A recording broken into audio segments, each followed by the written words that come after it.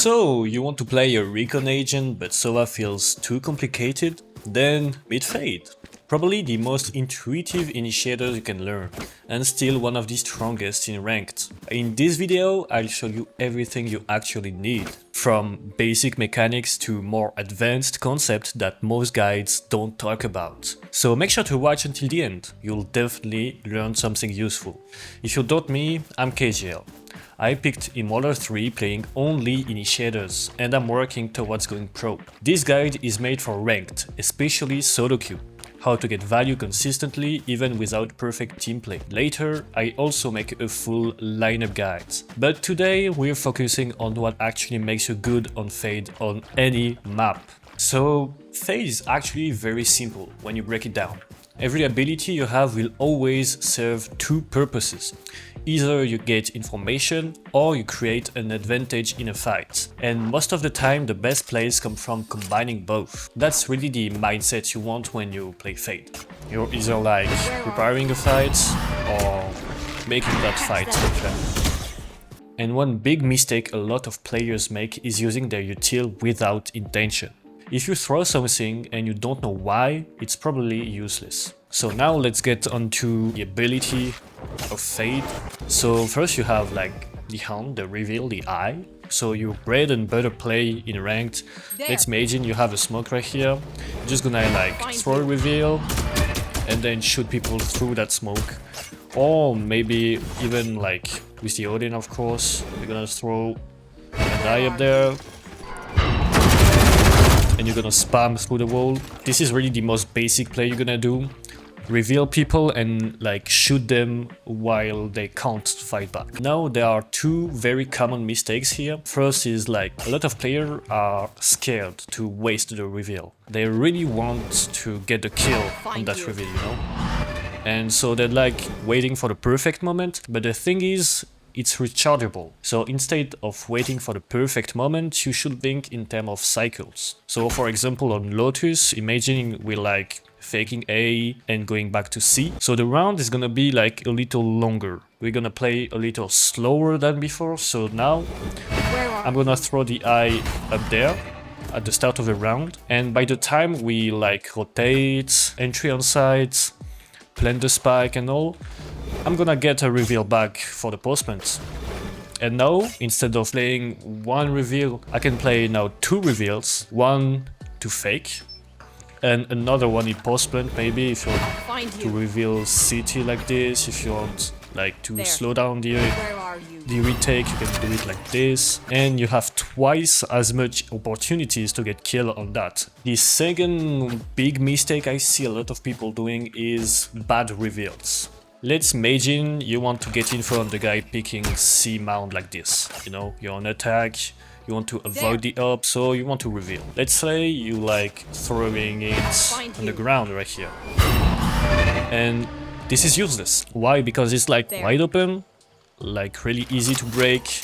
Every guy on site can just break it. So throwing it on the ground is kind of bad because it's like really easy to break. It doesn't move your crosshair too much out of like the head level. So imagine the guy has a vendor right here, you just throw the reveal here. You just have to move like this, and it's a really like easy flick to do. You just like move your crosshair like this, and you can flick back to the head level. My rule for a guaranteed good reveal is the higher the better. So the higher the reveal is and the harder it is to break, and the more it messes with the enemy crosshair placement. So let's take back like the C mount reveal. So there's actually two eyes that people use. So I have this one, you just like get yourself in this position, or maybe just like on this wall. You aim roughly about the tip of this cloud and you run through. It lands here. And now let's get ourselves into the shoes of this guy. The man picking right here, now he has to move his crosshair up there. Same thing for this guy. So now he has to do this and then this. See how much movement I have to do with my mouse to just break it and take back the fight. So we solved every problem this eye on the ground had by just throwing it higher. And the second eye here is like there. So this one is more for the people pushing out like here that actually have someone just waiting for the other eye here.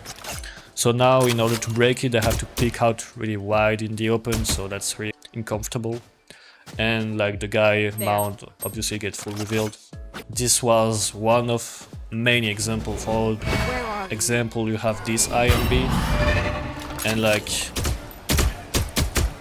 look how much I have to move my crosshair in order like to take the fights.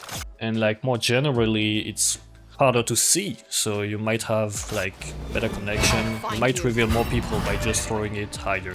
You might not see the eye going all the way up here, so you might not be able to break it. Where are you? And this is one of many examples. Like Find you. obviously I'm doing it on Lotus here, but there's many examples, and it's like on any map, just think that the higher the better. If you don't have any lineups and you want to reveal something, just think, oh yeah, the higher the better. The higher reveal is the better. Obviously just know the geometry of the map. Of course, if you reveal here, it won't get that, so just think about it. But in many cases, the higher you throw the reveal, the better. Another big mistake is like throwing the reveal with no follow-up. Imagine you reveal there and you actually get someone here. But now you're like, oh, there's someone like behind the wall here. There's someone here. And like there's nobody picking off it, so he has time to break the door and just like escape. So if you reveal and nobody is ready to fight, you're just giving info, but you're not really using it. So always ask yourself with the eye and other utility, who is playing off this? Either it's me, really complicated, but you can still like pick with your utility, or with your team, like you're just telling them, yeah, you can dash up there, I'm gonna reveal, pick with it, 3, 2, 1, and then it's magic, you get kills or assists, and people can't react to this. Now let's move on to the Seize. So the Seize is probably the most misunderstood ability in the Fate kit. Most players either like throwing it randomly or try to force combos with teammate. Like you often got your raise like telling you, yeah, Seize here, I'm gonna nade. But in reality, Seize is a secondary tool. You almost never want to start a play with it. So let me explain. The correct way to use it is first get the information of someone and then you Seize. And then you punish the guy. So let's take a real situation. You're playing Bind, Belong, on attack. Your Prowler detects someone and that's your signal. You got the information that someone is here. So now you Seize. And now they're stuck, and now you get the free kill. Another example, you're in front of the most suspicious smoke the world has ever seen, and you have no reveal, no prowlers. This is one of the only times where Seize becomes a primary tool. You throw it inside, and you get info, you decay them, and you can spam or swing with advantage. Big mistake here is using the Seize too early. If enemies are not committed, they just dodge it, and you wasted your best follow-up tool. So be patient and let them make the first move. Moving on the Prowlers. So Prowlers are your best tool to clear space safely. You will mainly want to use them before entering a site and not during. Because on site there's like too many angles and too much chaos. So just use them in like the mains, just before you enter the site, you know, like the mains, long. The common mistake here is sending the Prowler alone. If your team doesn't follow them, you're just wasting utility. Just think that a Prowler should almost always be followed by pressure. So imagine you pushing B here, you're just telling your team, I'm gonna dog here, get ready to pick, and then the Prowler get value, because if there's actually someone, you know, in this off angle, for example, he now has to break the dog and shoot the people. But we're in ranked. It is hard to get good teammates that will actually pick with your dog. So an advanced tip is like you can pick with the prowlers. You can just send it, Bring them down. and you know, whatever happens, it will go forward. So you can, just like a sky flash, just like There. send it with an angle on a wall, Bring them down. and it will just go forward. Even though you don't have a teammate, you can just peek with it. And now the guy on site will have a prowler here, and the guy picking him and shooting. Small details that change everything. Let's imagine you're too close to the wall. Bring them By the down. time the prowler gets off and the time you're getting ready to shoot, the prowler will already be Bring broken. them So, down. you know, now you can shoot.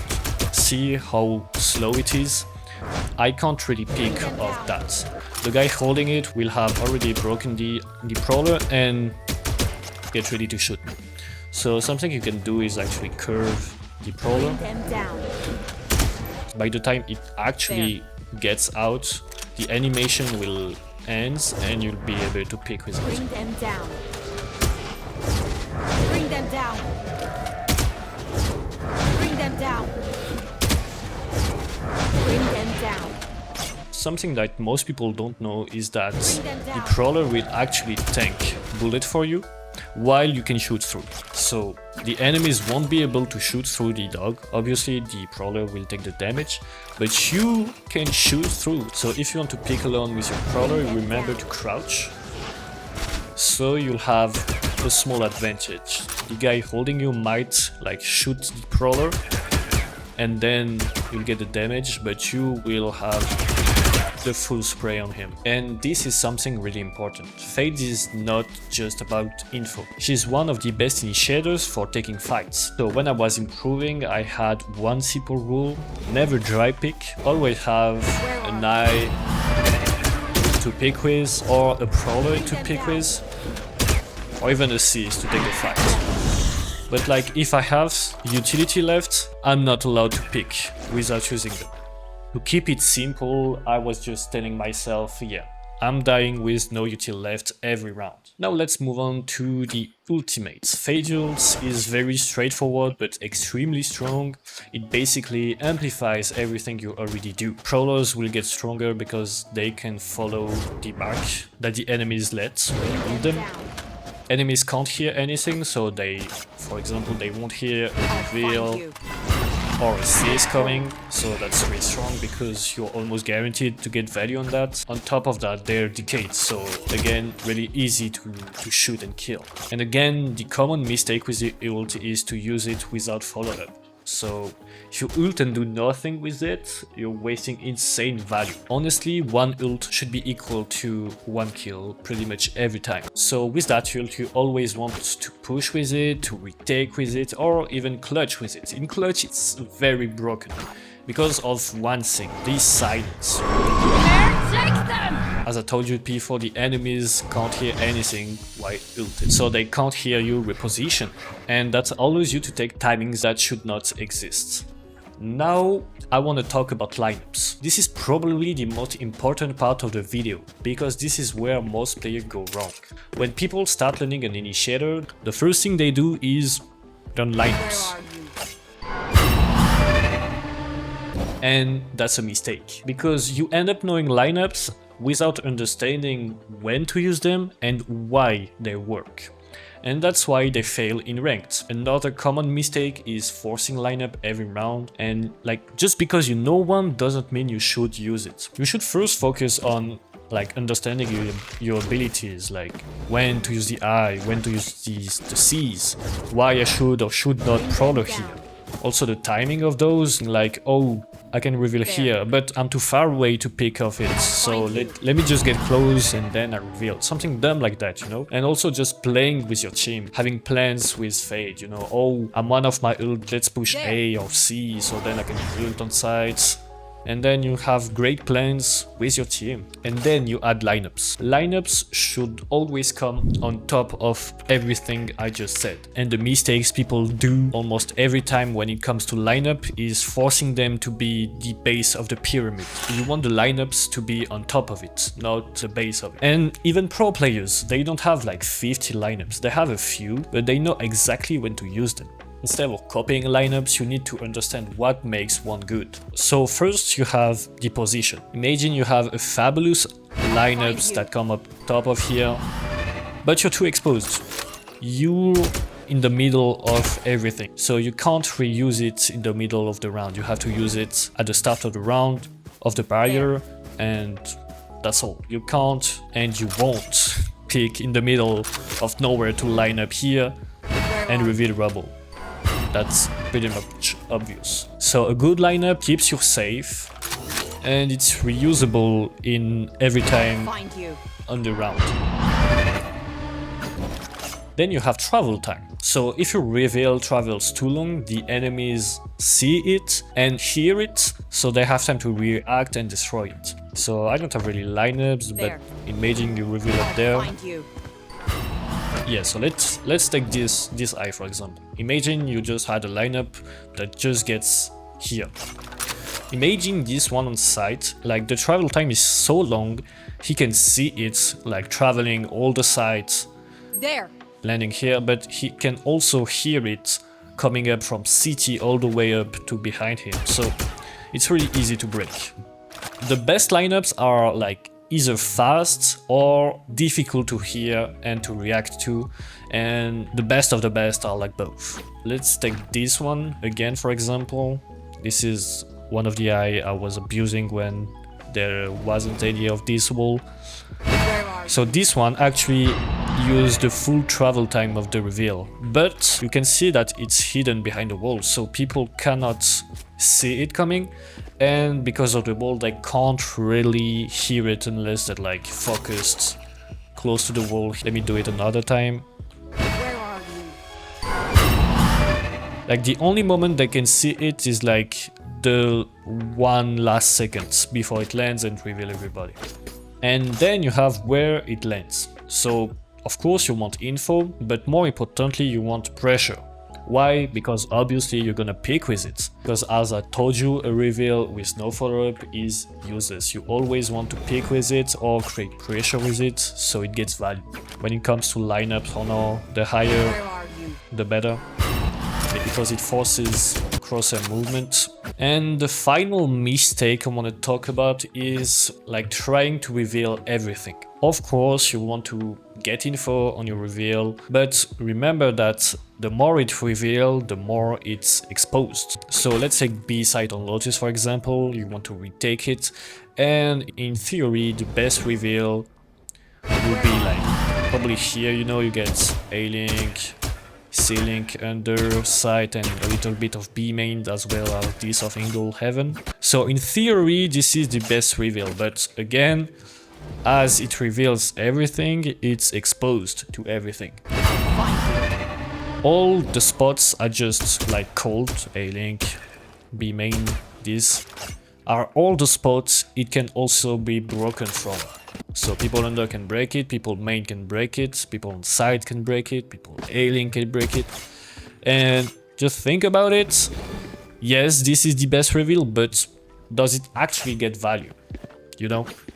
So sometimes you just want to reveal less. So this is the reveal I use. So yes, it gets side, but it doesn't get under, it doesn't get B main, it doesn't get A-Link. It gets a little bit of under, but not everything. But just see, the guy here is probably planting, he won't be able to break it, like it's hard to react to, because again the travel time is short and the reveal is hidden from like the roof here, so they can't really react to it. This is hard. The guys under obviously won't look up there. This is dumb, they will look like heaven and they won't again have time to react to it.